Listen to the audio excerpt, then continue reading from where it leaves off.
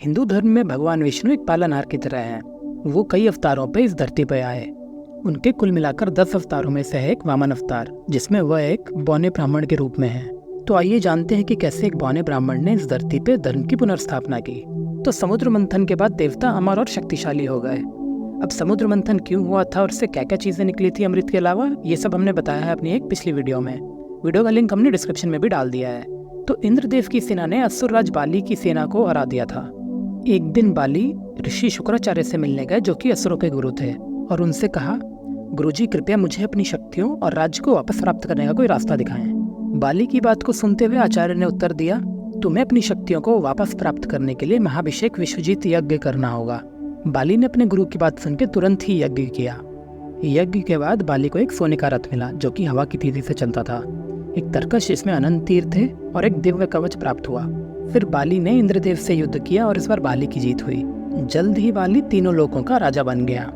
राजा बाली दूसरे असुरों से अलग एक दयालु व्यक्ति था। वह अपनी प्रजा का बहुत अच्छे से ध्यान रखता था।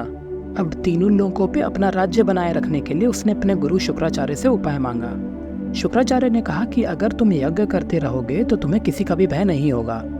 तुम्हें गरीबों और ब्राह्मण को भिक्षा देते रहनी होगी। बाली ने तुरंत इस बात पे सहमति दी। अब आते हैं दूसरी ओर।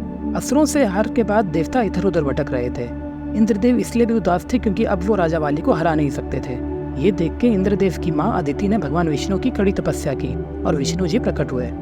माँ अदिति ने कहा कि राजा बाली ने तीनों लोगों पे कब्जा कर लिया है, और चाहे वो कितने भी अच्छे असुर हों, पर बाकी असुर उनके जैसे नहीं और जल्द ही उत्पात मचा सकते हैं। माँ अदिति ने फिर ये प्रार्थना की कि भगवान विष्णु उनके पुत्र के रूप में जन्म लेके बाली के शासन का अंत करें। भगवान विष्णु ने वचन दिया कि वो उनके पुत्र के रूप में जन्म लेंगे, और ऐसा ही हुआ और अदिति ने एक पुत्र को जन्म दिया। उन्होंने उसका नाम रखा वामन।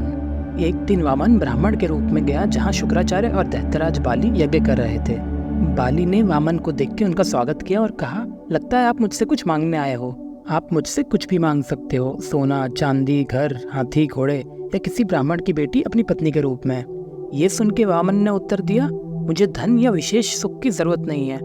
मुझे बस उतनी ही जमीन दे दो जितनी मैं 3 कदम से ढक सकूं। बाली ने वामन के इस अनुरोध को स्वीकार किया। अचानक सब आश्चर्य में रह गए जब उन्होंने देखा कि एक छोटा ब्राह्मण बालक आकार में बड़ा होने लगा है।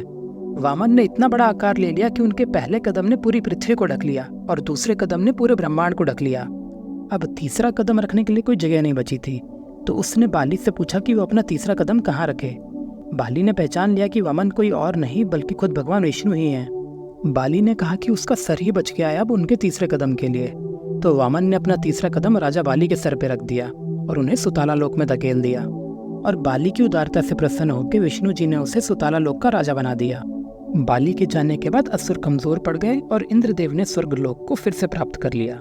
विष्णु जी के वामन अवतार को त्रिविक्रमा के नाम से भी जाना जाता है। तो ये थी एक छोटी सी कहानी विष्णु जी के वामन अवतार के बारे में, और अगले एपिसोड में फिर मिलते हैं किसी नई कहानी के साथ।